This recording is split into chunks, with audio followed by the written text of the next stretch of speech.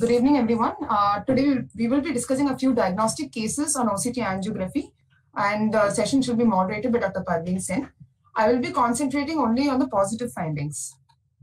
So coming to case 1, a 59-year-old gentleman who is on inhalational steroids for chronic asthma and a known patient of central serous chorioretinopathy for the past 2 years, presented with complaint of central scotoma in the left eye with a visual acuity of 6, 18, and 12. The fundus examination of the left eye showed an area of subretinal fluid with retinal pigment epithelium alterations and exudates not involving the fovea. Structural SSOCT shows subretinal fluid with shaggy photoreceptors indicating chronicity. There is also a pigment epithelial detachment with hyperreflectivity noted beneath it. The white stars indicate the dilated choroidal vessels, and the choroidal thickness is also increased, indicating a pachychoroid. An FFA was done in this patient, which shows ill-defined area of irregular staining and stippled hyperfluorescence in the late phases of the angiogram. So coming to the SSOCTA, for the benefit of the residents, I will be describing the slabs in this case alone, all the slabs. The superficial slab is taken 3 microns from the ILM to 15 microns below the IPL. In this case, the superficial slab shows a normal vasculature. The deep slab is 15 microns from below the IPL to 70 microns below the IPL. The deep slab also showed normal vasculature. The outer retinal choriocapillary slab is from 70 microns below the IPL to 30 microns below the RPE. In this case, we can see an abnormal network with fine caliber. The choriocapillary slab is 30 microns below the RPE to 60 microns below the RPE, and the slab below it is the choroidal slab. So in CSCR, the superficial and the deep capillary plexus will be normal. The choroidal level will show irregular flow patterns that correspond to abnormalities in ICGA.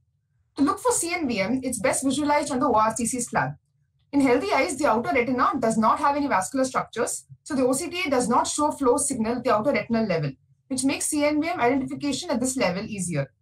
Manual adjustment with the inner boundary of the outer boundary of the outer plexiform layer and the outer boundary of the Bruch's membrane level increases sensitivity of identifying CNVM. So in our case, the left eye was diagnosis was left eye chronic CSCR with type 1 active CNVM. The patient was planned for a left eye intravitreal anti-VEGF injection. So FFA in this case did not delineate the membrane clearly, and it's also invasive. The OCTA has an advantage of it's able to pick up the abnormal vascular network, and it's quicker and non-invasive. So coming to our second patient, she's a 45-year-old female patient with diminished vision in the right eye since 3 years and visual acuity of 6, 12, and 12. Her structural OCT shows subretinal fluid with subretinal precipitates and a pigment epithelial detachment with hyperreflectivity and a pachychoroid. The FFA in this case showed a well-defined leak with hyperfluorescence corresponding to the window defects due to RPE tracks in CSCR. This leak was lasered with yellow micropulse laser at this visit.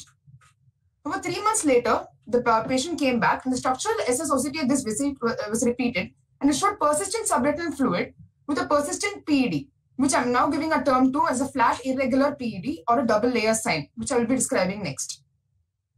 So FIPID or flat irregular PED is separation of the RPE and Bruch's membrane on structural OCT appearing as a double layer sign. It can be detected using a high quality B scan in 67% of the eyes of CSCR. So why OCTA in this scenario? Although FIPID and or DLS on structural OCT increases suspicion of CNVM, an OCT angiography can be used to confirm it. So coming back to our patient, the RP-FIT slab confirmed the presence of an early type 1 CNVM, and this patient was also planned for an intravitreal anti-VEGF injection.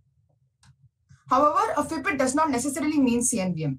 So in this patient, a 34-year-old male with chronic CSCR, we can see a DLS, a double layer sign or a FIPID on structural OCT, but the OCT angiography in this case did not pick up any CNVM. Hence, an OCT angiography is important to rule it out as well. Coming to the third patient, it's a 53-year-old male with blurring of vision in the right eye for the past 1.5 years, with a visual acuity of 6, 18, and 12.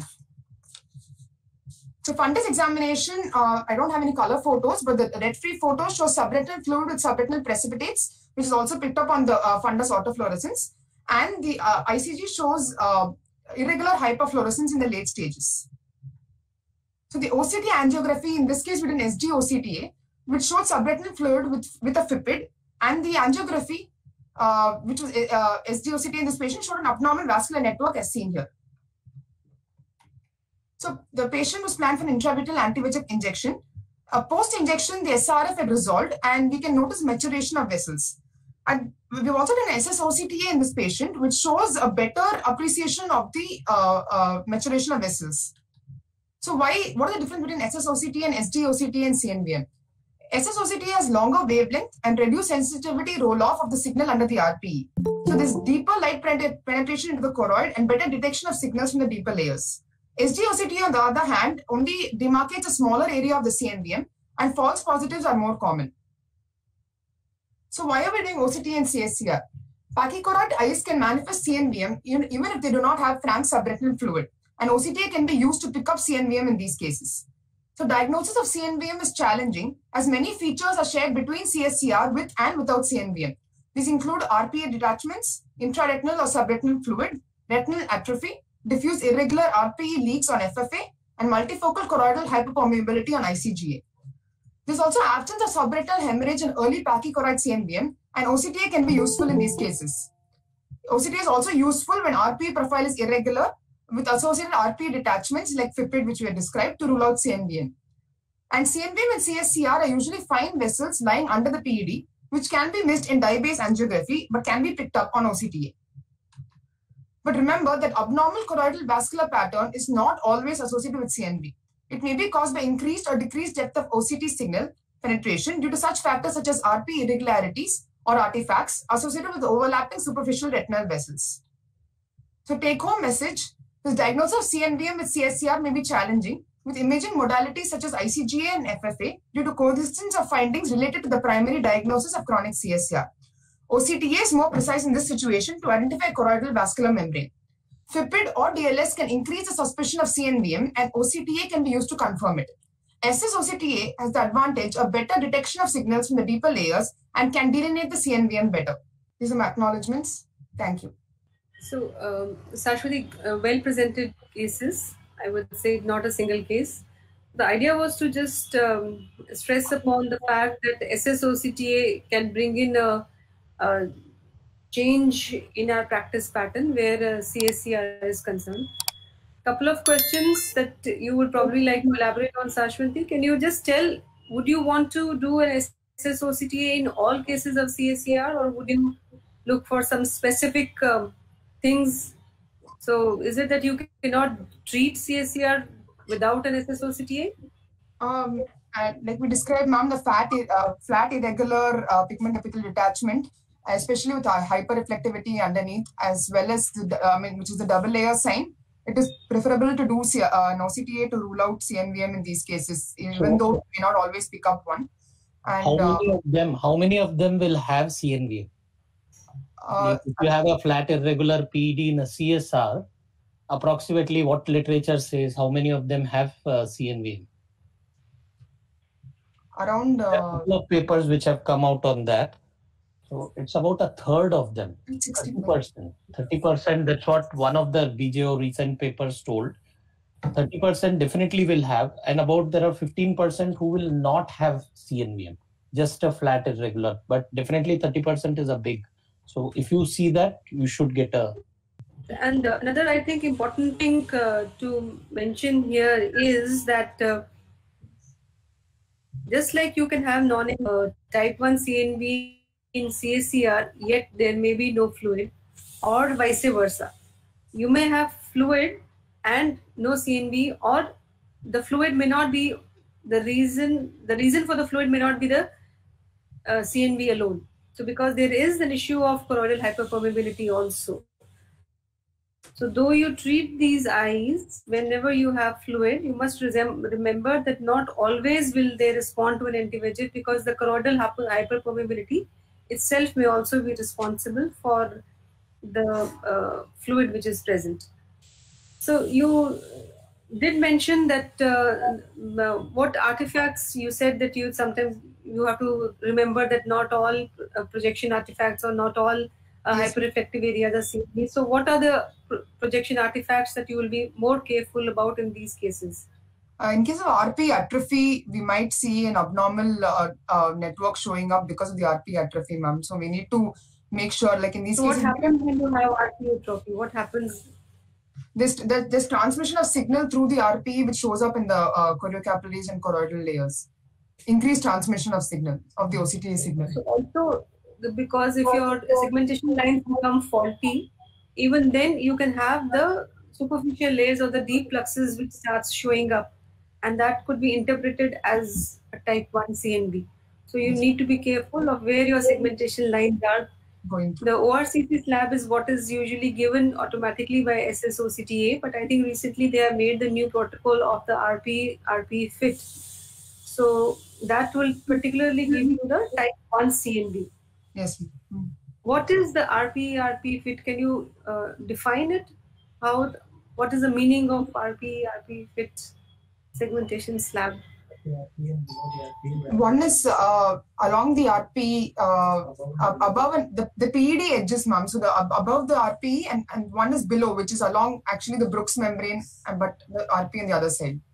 Anybody else wants to answer? What is the meaning of RP fit segmentation layer? So RP fit is nothing but you draw a line along where the RP is supposed to be, and the other line follows where the true RP is. So that is the space where you get where the type 1 CNV will be present. So this is what you do. You basically follow the RPE, the abnormal pathological RPE, and the straight line below that. So that gives you the area which is separated by the Brooks membrane and the RPE, and you have all the sub-RPE type 1 CNVMs there. So there's another question here by Dr. Rajiv. You want to answer that, Sashwanti? How will you differentiate between pachychoroid pigment epitheliopathy and in CSCR, we can see RPE tracks which are not seen in pachychoroid pigment epitheliopathy. Yeah, so basically it is the spectrum of disease. So pachychoroid pigment epitheliopathy is defined as neovasculopathy, which is or neovascular membrane, which is present in pachychoroid epitheliopathy along with the neovascule. But if you have a spectrum of CSC with leaks and tracts and all that, and then as a result of chronicity you have the development of a CNV, then we call it the neovascular. Subretinal fluid also will be present in CSCR and not pachychoroid pigment epitheliopathy. So I think if there are no more questions, we can go to the next one. Also, if you have CSR and you have done a treatment to a CSR, then please look for the type 2 CNV that occur after this kind of treatment. Yes. So that's not type 1, it's type 2 CNV. So in which slab will you see the type 2 CNV, Sashwanti? You can find in the avascular slab, you'll be able to see it because it goes above the RP. So we'll be able to pick it up on the avascular slab. So you mentioned the ORCC slab is the best to pick up the CNVs. That is both. You can pick up type 1 and type 2 CNVM ORCC actually, ma'am. You can pick up both CNVMs. It will not differentiate between the type 1 and type 2.